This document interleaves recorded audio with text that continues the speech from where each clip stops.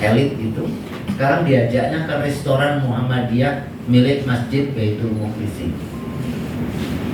Restorannya ini berdiri di atas tanah kira-kira 2000 meter, ada aula di belakangnya, dan tanahnya ini dipinjamkan oleh orang Muhammadiyah yang rezekinya bagus.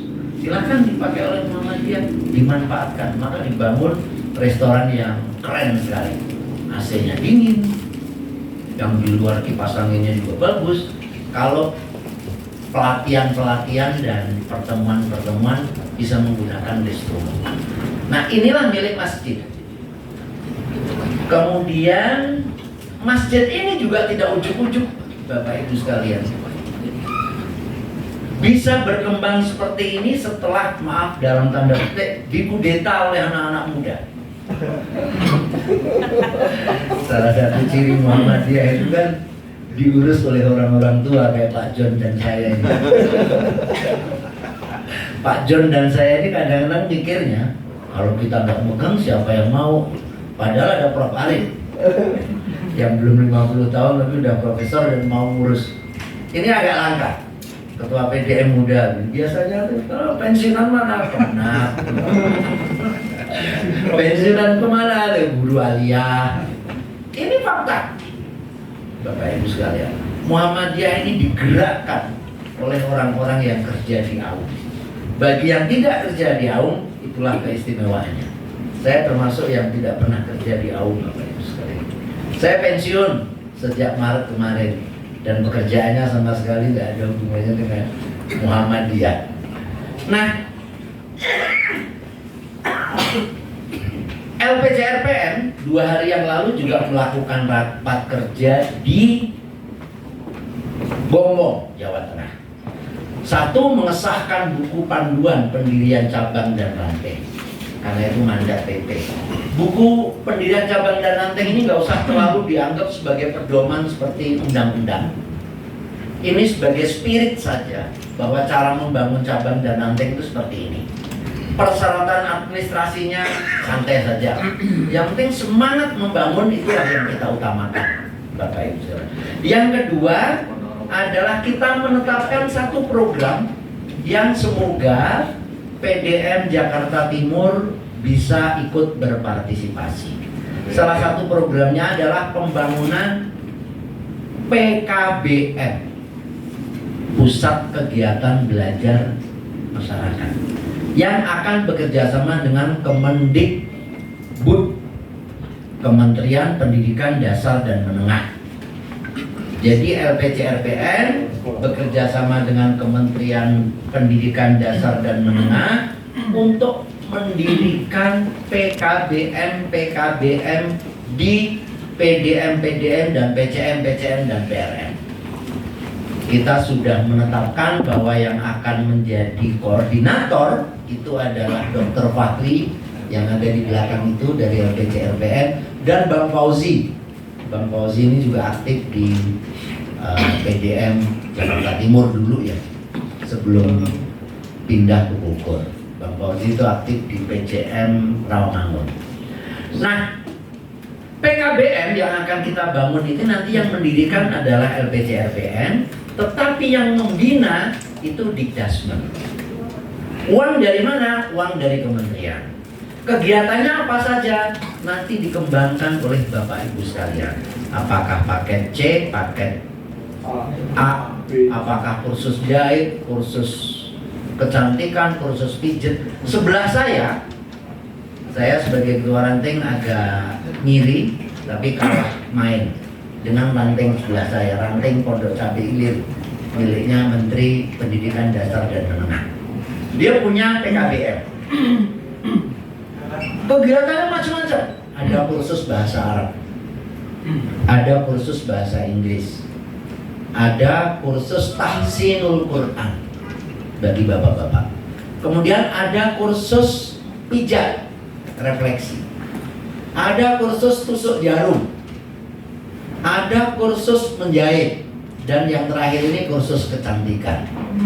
Istri saya baru tamat kursus menjahit. Waktu mau ikut kursus kecantikan saya stop. Gak usah kan, mau dicantikin apa lagi, udah mentok.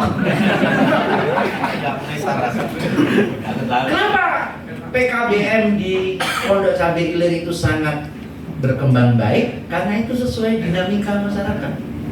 Orang-orang Betawi, orang-orang Jawa, orang-orang Sunda yang kelas menengah ke bawah ternyata pengen memperbaiki bacaan Al-Quran. Kami beruntung karena dekat kampus UIN, dekat kampus UNJ, dekat kampus ITB Ahmad Dahlan. Jadi tinggal call-in aja anak-anak mahasiswa, tolong isi untuk pengajian memperbaiki bacaan Al-Qurannya. Kenapa pijet? Ternyata kalau udah mulai pensiun itu suka pijet Pak John. Ada instrukturnya dari Muhammadiyah juga, luar biasa bagus. Mulai refleksi, pijet enak, yang jelas bukan alumni panti pijat. Kalau alumni panti pijat itu bercandaan orang-orang tua, Prof. Arif, kalau yang muda-muda nggak paham. Nah, kemudian yang lain lagi adalah selain dari PKBM, kita ke depan ingin membangun kerjasama. Jadi gini loh Bapak Ibu sekalian, salah satu masalah antara AUM dan perguruan tinggi Muhammadiyah, cabang dan ranting itu seolah-olah nggak ada saling keterhubungan. Perguruan tinggi ya bangun, bangkit dengan kemajuannya sendiri. Dia lupa bahwa 5 langkah keluar dari kampus itu ada cabang dan ranting. Rumah sakit berduyun, megah mewah. Dia lupa bahwa 10 langkah dari rumah sakit itu ada cabang dan ranting Muhammadiyah. Kadang-kadang tidak ada sinergi antara pengampu AUM dan perguruan tinggi Muhammadiyah serta pengurus cabang dan ranting. Kalau di sini alhamdulillah ini PDM punya kegiatan difasilitasi oleh rumah sakit. Ini penting untuk menegaskan bahwa sehebat-hebatnya rumah sakit ini tetap milik Muhammadiyah, bos. Nggak bisa berdiri sendiri. Nah, untuk itu kemarin kita kumpulkan di Universitas Muhammadiyah Purwokerto, kita paksa dalam tanda petik bahwa semua AUM dan perguruan tinggi itu harus turun ke bawah. Salah satu kesepakatannya adalah semua pegawai AUM itu harus aktif di cabang dan ranting dia berasal. Jadi indikator performance kinerjanya Prof. Arif bagi pekerja di AUM dan perguruan tinggi Muhammadiyah, kinerjanya itu diukur dari apakah dia aktif atau enggak di cabang ranting. Bahkan di beberapa perguruan tinggi di Jawa Tengah itu sudah dibuat sistemnya secara elektronik. Kalau resepsionis rumah sakit ini ikut pengajian di Aisyah ranting mana gitu, itu otomatis masuk di dalam kinerja, ukuran kinerjanya. Jadi mau nggak mau, orang yang bekerja di amal usaha Muhammadiyah itu memegang mandat bahwa dia juga harus menghidupkan cabang dan ranting. Kalau enggak, gawat ini. Seolah-olah semua berdiri sendiri dan nggak saling terkait antara satu dengan yang lain. Di tempat saya ada sekolah namanya Yayasan Ruhama. Itu dulu miliknya Profesor Dr. Zakiyah Darajat. Sekolah itu bangkrut. Sudah dibeli oleh pengusaha, sudah hampir dibeli oleh pengusaha material dan mau jadi perumahan. Rencananya rumah itu diratakan, sekolah itu diratakan dengan tanah jadi perumahan. Memang lebih menguntungkan. Tapi ya Muhammadiyah turun tangan. Dibeli sekian puluh miliar lah, 28 miliar atau berapa oleh UHAMKA. Nah, problemnya adalah sekolah ini kan sudah terlanjur berdiri. Guru-gurunya nyaris tidak ada yang punya latar belakang Muhammadiyah. Ini agak repot juga. Di Muhammadiyah kan nggak mau, nggak di Muhammadiyah kan ya gimana, ini amal usaha Muhammadiyah. Akhirnya ya harus tegas. ya harus berideologi Muhammadiyah. Kalau tidak berideologi Muhammadiyah ya repot. Nah, kalau Idul Fitri, ini repotnya ini 2 tahun atau 3 tahun yang lalu Idul Fitri kita kan berbeda. Saya sebagai ketua ranting ngotot harus menyelenggarakan sholat Id di sini. Saya santai aja, ini kan milik Muhammadiyah. Kita harus sholat Id di sini. Kami malam itu persiapan bangun, ya biasalah narik-narik kabel, bangun panggung dan lain sebagainya. Di Masjid Muhammadiyah ini tarweh. Ya nggak apa-apa sih, masa orang tarweh diomelin kan nggak mungkin. Tapi ini potret betapa toleransi Muhammadiyah itu tinggi sekali. Nah,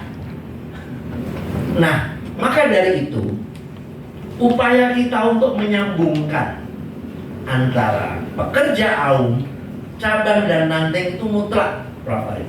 Nggak boleh enggak. Gitu.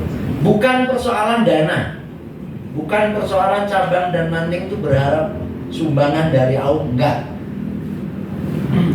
Tapi persoalan sinergi, bahwa bermuhammadiyah itu harus ada keterpaduan antara semua unsur yang di Muhammadiyah. Di tempat saya kalau ada pengajian, dia mau nggak mau anak kokam ya kita ajak.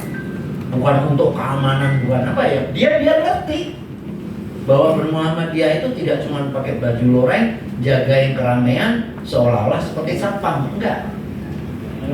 Kokam terlibat, ya dia biar tahu ini adalah pekerjaan Muhammadiyah. Jadi saya seperti menjelang Ramadan nanti tanggal 16 atau 14 Februari kami ranting dan PRA dan PRM itu membagikan bingkisan kepada masyarakat sekitar. Tidak harus warga Muhammadiyah. Itu bisa 700 sampai 1000 paket kami bagikan di Logroso.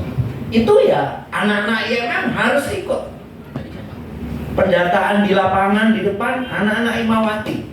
Anak-anak IMM juga boleh ya angkut-angkut ya apa. Kokam juga harus ikut. Semua tapak suci harus ikut. Kenapa? Karena esensi dan ruh berorganisasi adalah melibatkan banyak unsur. Kalau semua berdiri sendiri, berjalan sendiri-sendiri, itu tidak bermuhammadiyah.